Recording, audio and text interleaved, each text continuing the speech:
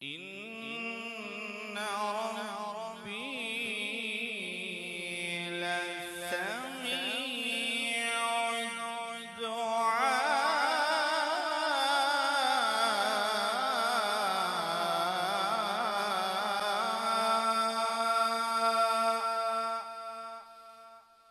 نحمده ونصلي ونسلم على رسوله الكريم اما بعد فاعوذ باللہ من الشیطان الرجیم بسم اللہ الرحمن الرحیم۔ ماہ رمضان المبارک کی آمد ہو چکی ہے اور اللہ کے فضل و کرم سے نماز تراویح میں مساجد میں قرآن پاک کی تلاوت کی جا رہی ہے اور اہل ایمان سماعت بھی فرما رہے ہیں۔ یکم رمضان المبارک سے ہم آپ احباب کے لیے اور اپنی بخشش کا سامان کرنے کے لیے اور آپ احباب کو قرآن پاک کے نور کے موتی آپ تک پہنچانے کے لیے سلسلہ درس قرآن خلاصہ تراویح کے نام سے شروع کرنے جا رہے ہیں۔ ماہ صیام میں نماز تراویح میں حفاظ کرام عمومی طور پہ مساجد میں جب تراویح میں قرآن پاک کی تلاوت کرتے ہیں تو روزانہ جو منزل تلاوت کی جاتی ہے عمومی طور پہ 1.25 پارہ قرآن پاک کا تلاوت کیا جاتا ہے۔ اس ترتیب کے ساتھ تقریباً 25ویں یا 27ویں رمضان المبارک کی شب کو قرآن پاک نماز تراویح میں اس کی تلاوت کی تکمیل ہوتی ہے۔ تو ہم بھی اسی انداز میں کوشش کریں گے کہ اتنی ہی منزل کو ہم ساتھ ساتھ بیان کریں۔ آج نماز تراویح میں یکم رمضان المبارک کی تراویح میں سورہ فاتحہ، سورۃ البقرہ یہ تلاوت کی گئی اور سورۃ البقرہ کی تقریباً دوسرے پارے کا 1 ربع تلاوت کیا گیا۔ تو اس ترتیب کے ساتھ کل کی تراویح میں بھی سورۃ البقرہ ہی کی تلاوت ہوگی اور سورۃ البقرہ کی تکمیل کے بعد سورہ آل عمران کے بھی 2 رکوع تلاوت کیے جائیں گے۔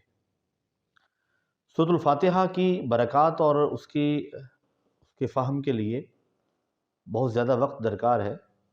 سورہ فاتحہ قرآن کی سب سے پہلی سورہ ہے ترتیب مصحفی کے اعتبار سے، اور سورۃ الفاتحہ کی 7 آیات ہیں، اور ان آیات بینات میں اللہ رب العزت نے بندہ مومن کو اللہ کی حمد اور اللہ کی ثنا بیان کرنے کے بعد ایک دعا کی تلقین فرمائی ہے، اور وہ ہے اہدنا الصراط المستقیم۔ اس کے بعد صراط مستقیم راستہ کن لوگوں کا ہے وہ بیان کیا گیا، اور پھر اس وضاحت کے ساتھ کہ انعام یافتہ لوگ کون ہیں اور انعام یافتہ لوگوں والے راستے سے جو دور ہیں وہ کون ہیں، غیر المغضوب علیہم ولا الضالین کہہ کے گویا انسان اللہ سے، بندہ مومن مسلم اللہ سے دعا یہ کرتا ہے میرے اللہ مجھے وہ راستہ عطا فرمانا جو تیرے انعام یافتہ لوگوں کا ہے، صراط الذین انعمت علیہم، جو تیرے مغضوب ہیں اور جو گمراہ ہیں ان کے راستے سے مجھے محفوظ رکھنا، ان کا راستہ نہیں چاہیے۔ سورۃ البقرہ کے آغاز میں ہم جب دیکھتے ہیں تو اہل ایمان کی صفات بیان کی گئی ہیں۔ سورۃ البقرہ کا آغاز ہوا تو سب سے پہلے الف لام میم یہ حروف مقطعات میں سے ہے، جس کے معنی اور مطالب اور مفاہیم اللہ اور اس کے رسول بہتر جانتے ہیں۔ اس کے بعد اہل ایمان کی صفات بیان کی گئی۔ انسانوں کی 3 قسمیں بنتی ہیں عمومی طور پہ۔ نمبر 1 بندہ مومن، نمبر 2 کافر، اور نمبر 3 منافق۔ سورۃ البقرہ میں اسی ترتیب کے ساتھ انسان کی ان 3 قسموں کو بیان کیا گیا ہے۔ ہدی للمتقین ہدایت ہے متقین کے لیے، اور پھر آگے ایمان والوں کی صفات ہیں الذین یؤمنون بالغیب ویقیمون الصلاۃ، ایمان والے وہ ہیں جو غیب پر ایمان رکھتے ہیں، نماز قائم کرتے ہیں، اللہ کی راہ میں خرچ کرتے ہیں۔ اس کے بعد ان الذین کفروا سواء علیہم انذرتہم ام لم تنذرہم، یہاں سے کفار کی بات شروع ہو گئی، کفار کا جو ہے نا وہ تذکرہ ہوا۔ ختم اللہ علی قلوبہم، اللہ نے ان کے دلوں پر مہر لگا دی ہے، ان کے والا سمعہم والا ابصارہم، ان کی سماعتوں پر، ان کی نگاہوں پر، ان کی آنکھوں پر بھی پردہ ڈال دیا گیا ہے۔ اور پھر وَمِنَ النَّاسِ مَن يَقُولُ آمَنَّا بِاللَّهِ وَبِالْيَوْمِ الْآخِرِ وَمَا هُمْ بِمُؤْمِنِينَ، یہ عام سے منافقین کے علامات بیان کی جا رہی ہیں۔ منافق کون ہوتا ہے؟ جس کا ظاہر اور باطن ایک جیسا نہ ہو اسے منافق کہا جاتا ہے۔ حدیث پاک میں آتا ہے، نبی کریم صلی اللہ تعالی علیہ وسلم نے ارشاد فرمایا مومن کی 3 علامتیں ہیں۔ پہلی علامت جو ہے نا وہ اہل ایمان کی صفات اور جو ہے نا وہ کیفیات سمجھ آ جائیں، کافر کے بارے میں پتہ چل گیا۔ اب منافق کے بارے میں، اب منافق کے بارے میں ابتدائی طور پہ میں عرض کرنے لگا ہوں کہ منافق، نبی پاک صلی اللہ علیہ وسلم نے فرمایا کہ منافق کی 3 علامتیں ہیں، 3 نشانی ہے منافق کی۔ کون سی ہیں؟ پہلی نشانی یہ ہے کہ جب بات کرے گا جھوٹ بولے گا، اور جب وعدہ کرے گا تو وعدہ خلافی کرے گا۔ وَإِذَا اؤْتُمِنَ خَانَ، اور جب امانت رکھی جائے گی تو امانت میں خیانت کرے گا۔ جو دل کی اتھا سے، دل کی گہرائیوں سے اللہ اور اس کے رسول کو نہ مانے، جب مومنین کے پاس آئے تو کہے میں آپ کے ساتھ ہوں، اور جب کفار کے پاس جائے تو کہے میں تو ان کے ساتھ مذاق کرتا ہوں، ٹھٹھا کرتا ہوں۔ قرآن پاک نے اس کیفیت کو بیان کیا ہے۔ وہ کسی پنجابی کے شاعر نے، صوفی پوئٹ نے کہا تھا، انہوں کدینہ ماہی ملدا جڑا 2 کراندہ سانجا، اکو پاسا رکھنی ہیرے یا کھیڑے یا رانجھا۔ جو 2 کشتیوں میں قدم رکھتا ہے وہ کبھی منزل تک نہیں پہنچ سکتا، کنارے نہیں پہنچتے۔ کنارے تک جانے کے لیے ایک ہی راستے کا انتخاب ضروری ہے، اور وہ ہے اللہ اور اس کے رسول کا راستہ۔ تو منافقین کی صفات بیان کرنے کے بعد اللہ رب العزت نے انسانوں کو مخاطب کر کے فرمایا یا ایھا الناس اعبدوا ربکم الذی خلقکم والذین من قبلکم لعلکم تتقون۔ اس کے بعد اللہ تعالیٰ نے آسمان اور زمین کی پیدائش اور تخلیق کا ذکر فرمایا۔ اب انسان کی 3 کیفیتیں اور انسان کی جو ہے نا وہ 3 قسمیں بیان کرنے کے بعد اللہ رب العزت نے حضرت آدم علیہ السلام کی تخلیق کا تذکرہ فرمایا۔ حضرت آدم علیہ السلام کی تخلیق جب اللہ رب العزت نے فرمائی اور انہیں پیدا فرمایا تو فرشتوں سے اللہ تعالیٰ نے فرمایا وَإِذْ قَالَ رَبُّكَ لِلْمَلَائِكَةِ إِنِّي جَاعِلٌ فِي الْأَرْضِ خَلِيفَةً، اور جب آپ کے رب نے ملائکہ سے کہا کہ میں زمین میں ایک خلیفہ بنانے والا ہوں، تو ملائکہ نے اسے اللہ رب العزت کی بارگاہ میں عرض کی کہ میرے مولا انہیں اپنا خلیفہ بنائے گا، أَتَجْعَلُ فِيهَا مَن يُفْسِدُ فِيهَا وَيَسْفِكُ الدِّمَاءَ، جو زمین میں فساد پھیلائے گا، جو خون ریزیاں کرے گا، وہ انسان تیرا خلیفہ ہوگا زمین میں؟ جواب قدرت یہ آیا، باری تعالیٰ نے یہ جواب ارشاد فرمایا انی اعلم ما لا تعلمون، جو میں جانتا ہوں وہ آپ لوگ نہیں جانتے۔ حضرت آدم علیہ السلام کی تخلیق ہوئی، آدم علیہ السلام کو پیدا کیا گیا۔ اب وہ جو بات تھی جو انہوں نے کہا تھا کہ انسان خون ریزیاں کرے گا، آج کے انسان کو جب ہم دیکھتے ہیں اولاد آدم کو، تو یقیناً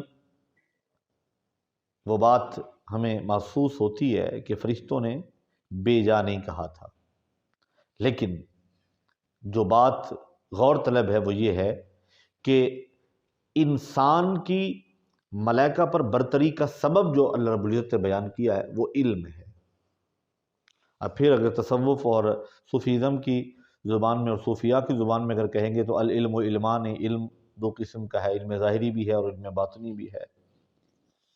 تو حضرت آدم علیہ السلام کو اللہ تعالیٰ نے جو ملائکہ پر فضیلت ارشاد فرمائی اور فضیلت کا بیان فرمایا، تو اس میں وَعَلَّمَ آدَمَ الْأَسْمَاءَ كُلَّهَا ثُمَّ عَرَضَهُمْ عَلَى الْمَلَائِكَةِ فَقَالَ أَنْبِئُونِي بِأَسْمَاءِ هَؤُلَاءِ إِن كُنتُمْ صَادِقِينَ۔ اللہ تعالیٰ نے فرشتوں سے پوچھا کہ ان چیزوں کے اسما بتاؤ، نام بتاؤ، نہیں بتا سکے۔ جب وہ نہیں نہ بتا سکے تو اللہ رب العزت نے آدم علیہ السلام سے پوچھا اور آدم علیہ السلام نے سب بیان کر دیے۔ تو فرشتوں کو یہ بتایا گیا اور احساس دلایا گیا کہ جس کے پاس علم ہوتا ہے وہ فضیلت والا ہوتا ہے، وہ شرف والا ہوتا ہے۔ لہذا یہ شرف اور فضیلت حضرت آدم کو اس لیے ہے کہ وہ صاحب علم ہیں۔ پتہ چلا علم انسان کو بلندی کی طرف لے کے جاتا ہے۔ بنی آدم از علم یا بد کمال، نہ از حشمت و جاہ و مال و منال۔ شیخ سعدی رحمۃ اللہ تعالی علیہ فرماتے ہیں کہ اولاد آدم علم سے کمال پائے گی۔ اولاد آدم کو اگر کمال ملے گا تو علم کی وجہ سے ملے گا۔ قرآن مقدس میں اللہ تعالیٰ فرماتا ہے یرفع اللہ الذین آمنوا منکم والذین اوتوا العلم درجات۔ اللہ تعالیٰ ایمان والوں میں سے ان کے درجے بلند فرماتا ہے جو علم والے ہیں۔ اب اس کے بعد بنی اسرائیل کا تذکرہ ہوا، اور بنی اسرائیل کون ہیں؟ ہم جنہیں عرف عام میں یہودی کہہ دیتے ہیں۔ بنی اسرائیل، بنی اسرائیل یہ دو لفظ ہیں۔ بنی اولاد، اسرائیل اللہ کا بندہ۔ اسرائیل یہ لقب تھا جناب یعقوب علیہ السلام کا، اور جناب یعقوب علیہ السلام کے 12 بیٹے تھے۔ حضرت یوسف علیہ السلام بھی آپ کے بیٹے ہیں۔ آپ کے ایک بیٹے کا نام یہودا تھا۔ تو یہودا یعنی اولاد جو ہے نا یعقوب، یعنی یہودا کی جو اولاد وہ پھر آگے یہودی کہلائی۔ یہ پھر الگ آگے چل کے حضرت موسیٰ علیہ السلام اور پھر جو ہے نا دیگر بنی اسرائیل کے جو انبیاء کرام تھے۔ اب جناب یعقوب علیہ السلام کون ہیں؟ یہ پوتے ہیں جناب ابراہیم علیہ السلام کے۔ حضرت ابراہیم علیہ السلام کو اللہ رب العزت نے 2 لخت جگر عطا فرمائے۔ حضرت بی بی ہاجرہ سلام اللہ علیہا کے بطن اقدس سے اللہ تعالیٰ نے جو بیٹا عطا فرمایا وہ جناب اسماعیل علیہ السلام، اور حضرت بی بی سارہ سلام اللہ علیہا ان سے اللہ نے جو لخت جگر عطا فرمایا وہ جناب اسحاق، اور جناب اسحاق کو اللہ نے جو بیٹا عطا فرمایا وہ جناب یعقوب علیہ السلام ہے۔ تو اولاد یعقوب بنی اسرائیل کہلائی۔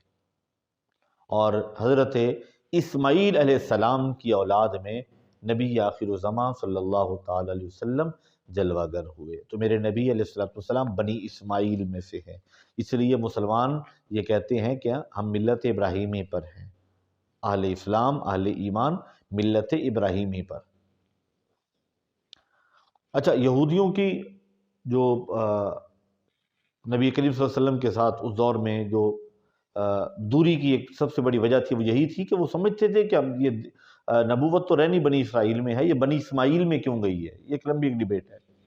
تو بنی اسرائیل پر اللہ نے بے شمار نعمتیں فرمائی۔ یا بنی اسرائیل اذکروا نعمتی التی انعمت علیکم، اے بنی اسرائیل وہ نعمت یاد کرو جو اللہ نے تم پر فرمائی، جو اللہ نے تم پر نعمت فرمائی اسے یاد کرو، اور تمہیں اللہ نے تمام جانوں پر فضیلت عطا فرمائی۔ اور پھر بنی اسرائیل کا جب تذکرہ ہوا تو یہاں پہ ایک بنی اسرائیل کے ایک واقعے کا تذکرہ ہوا، اور جناب موسیٰ علیہ السلام کی قوم کا تذکرہ ہوا۔ حضرت موسیٰ علیہ السلام کی بارگاہ میں، نبی خدا کی بارگاہ میں قوم آئی اور آ کر پوچھنے لگی کہ ہمارا ایک قتل ہو گیا ہے، تو ہم چاہتے ہیں کہ قاتل کا پتہ چل جائے۔ اللہ کے نبی نے فرمایا کہ جاؤ اور جا کر ایک گائے لے لو اور اس گائے کو ذبح کرو، اور اس کا گوشت کا ٹکڑا اٹھا کے میت کو لگاؤ، وہ میت زندہ ہو کے بولے گی اور وہ جواب دے گی، آپ اس سے پوچھ لینا کہ قاتل کون ہے۔ اب قوم نے سوال کیا، قالوا ادع لنا ربک یبین لنا ما ہی، اے اللہ کے نبی ذرا یہ بتائیں کہ وہ کیسی ہونی چاہیے۔ قال انه یقول انها بقرۃ لا فارض ولا بکر اوان بین ذلک فافعلوا ما تؤمرون۔ انہیں کہا گیا کہ نہ بہت بوڑھی ہو نہ جوان ہو، درمیانی سی عمر کی گائے ہو، اسے لے کے ذبح کریں۔ اگلا سوال پھر ہوا ما لونھا، اس کا کلر کیسا ہونا چاہیے۔ اللہ کے نبی نے اللہ کی بارگاہ میں عرض کی، جواب قدرت ملا۔ اللہ کے نبی نے قوم کو بتایا انھا بقرۃ صفراء، زرد رنگ کی گائے ہونی چاہیے، صفرائی کلر ہونا چاہیے گائے کا۔ فاقع لونھا تسر الناظرین، جو دیکھنے والوں کی آنکھوں کو بھلی محسوس ہو۔ اب پھر دوبارہ کہتے ہیں قالوا ادع لنا ربک یبین لنا ما ہی ان البقرۃ تشابہ علینا، وَإِنَّا إِنْ شَاءَ اللَّهُ لَمُهْتَدُونَ. یعنی بار بار سوال پر سوال، سوال پر سوال، سوال پر سوال کر رہے ہیں، اور جو ہے نا وہ لمیٹیشن ہوتی جا رہی ہے، مختلف جو ہے نا حدود و قیود لگتی جا رہی ہیں. ورنہ جب حکم تھا پہلی بار ہی گائے لیتے، ذبح کر لیتے تو معاملہ ہو جاتا. لیکن وہ جب پوچھتے جا رہے ہیں، حدود و قیود لگتی جا رہی ہیں. اور یہ اس سے ہمیں ایک سبق مل رہا ہے کہ لا یعنی سوالات میں نہیں پڑنا، بلا وجہ سوالات نہیں کرنے کہ کیا ہے، کیوں ہے، ایسا کیوں ہے، ایسا کیوں ہوا، نہیں ہونا چاہیے تھا ایسا. یہ جو کیوں، چونکہ، چنانچہ ہے، یہ انسان کو مشکلات میں ڈالتا ہے. قرآن کا یہ جو ہے نا رکوع ہمیں یہ لیسن دے رہا ہے، یہ سبق دے رہا ہے. اب جب پھر اللہ کے نبی نے اللہ کی بارگاہ میں عرض کی تو پھر انہیں بتایا گیا کہ اگر آپ چاہتے ہو تو انہا بقرۃ اللہ ذلول تقصر الارض ولا تسقی الحرث، نہ اس نے کبھی زمین کو سیراب کیا ہو اور نہ کبھی جو ہے نا اسے ہل چلائے گئے ہوں. مسلمۃ لا شیۃ فیہا، بالکل سالم الاذا ہو، کوئی داغ دبا نہ ہو. اور نے کہا جی اب بات کلیئر ہو گئی. اب وہ گئے اور جا کر انہوں نے ایک گائے کو تلاش کرنا شروع کیا. اب جب گائے تلاش کرتے کرتے پہنچے تو اس طرح کی گائے تو مل نہیں رہی تھی. اب وہ گائے کس کی تھی؟ وہ اللہ کے ایک نیک بندے کی تھی. اور اس نیک بندے نے، اللہ کے ولی نے، دنیا سے جاتے ہوئے اللہ کی بارگاہ میں یہ دعا کی، اے میرے اللہ، میری یہ ایک بچیا ہے، بچڑی ہے، گائے کی بچی ہے، تو اس بچڑی کو میں تیرے سپرد کرتا ہوں. میرا بچہ چھوٹا ہے، تو یا رب العالمین جب میرا بچہ بڑا ہو جائے گا تو یہ امانت میری تو نے اس تک پہنچا دینی ہے. بچہ چھوٹا ہے، بچہ جب بڑا ہوتا ہے، سمجھ بوجھ والا ہوتا ہے، والدہ اسے بھیجتی ہیں کہ بیٹا جنگل میں تیرے والد نے اللہ کے سپرد کی تھی ایک گائے، وہ لے کر آؤ. یہ جاتا ہے، جا کے آواز دیتا ہے، ایک گائے آ جاتی ہے، بہت خوبصورت زرد رنگ کی گائے ہے، آنکھوں کو بھلی محسوس ہوتی ہے. نہ کبھی اس پہ کسی نے اس سے محنت لی ہے، نہ اس نے کبھی ہل چلائے ہیں، نہ کبھی یہ کنویں پر جوتی گئی ہے پانی نکالنے کے لیے. تو وہ بڑی لاڈلی سی وہ گائے ہے، درمیانی سی عمر کی ہے. اب یہ لے کر آیا تو ماں نے کہا بیچ کر آؤ. یہ بیچنے جاتے ہیں تو اللہ تعالیٰ ایک فرشتے کو بھیجتا ہے کہ جاؤ اور جا کر یہ اس گائے کی قیمت اسے بتاؤ. یہ فرشتہ خریدار بن کے آتا ہے، کہتا ہے جی کتنے کی بیچو گے؟ اس نے بتایا جی میں یہ رقم لینا چاہتا ہوں. اس نے کہا اس کی جو ہے نا یہ رقم لو اور گائے مجھے دے دو. بچے نے کہا والدہ نے مجھے فرمایا تھا کہ بیٹا بیچنے سے پہلے مجھ سے مشورہ کر لینا، والدہ سے پوچھوں گا تو میں دوں گا. انہوں نے کہا ڈبل قیمت لو، والدہ سے نہ پوچھو.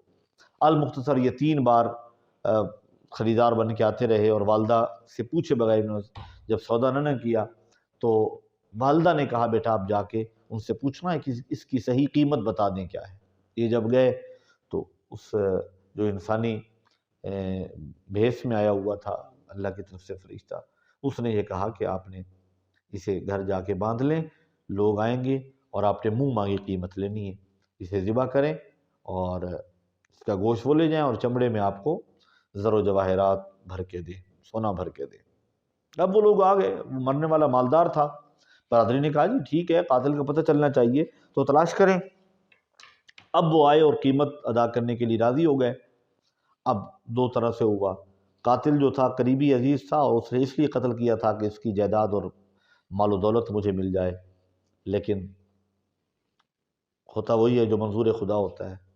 جس دولت کے لیے اس نے قتل کیا تھا وہ دولت ادھر چلی گئی قیمت کے طور پہ، گائے کی قیمت کے طور پہ. اور جب اس گائے کو ذبح کر کے اس کے جسم کا ایک حصہ اور گوشت کا حصہ روایات میں آتا ہے کہ وہ دم لگائی گئی تو وہ زندہ ہو گیا. اس نے بتایا جی یہ سب سے زیادہ شور کر رہا ہے، یہی میرا قاتل ہے. اب اس کی کیفیت یہ ہوئی نہ خدا ہی ملا، نہ وصال صنم، نہ ادھر کے رہے نہ ادھر کے رہے.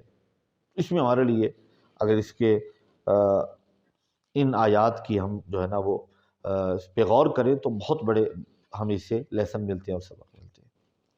اس کے بعد جی میثاق کی بات ہوئی.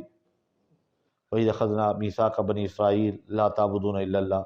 اللہ نے انہیں یاد دلایا، اے بنی اسرائیل اللہ نے تم سے وعدہ لیا تھا اور تم نے اللہ سے وعدہ کیا تھا کہ اللہ کے علاوہ کسی کی عبادت نہیں کرو گے. پھر تم کیوں اللہ رب العزت کی عبادت سے منحرف ہو رہے ہو اور شرک کی طرف جا رہے ہو.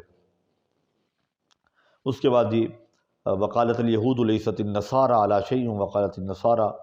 اب یہ یہود اور نصارہ ایک دوسرے سے گتھم گتھا ہے. یہود کہتے ہیں کہ عیسائی کچھ نہیں ہے، عیسائی کہتے ہیں یہود کچھ نہیں ہے. اللہ اکبر.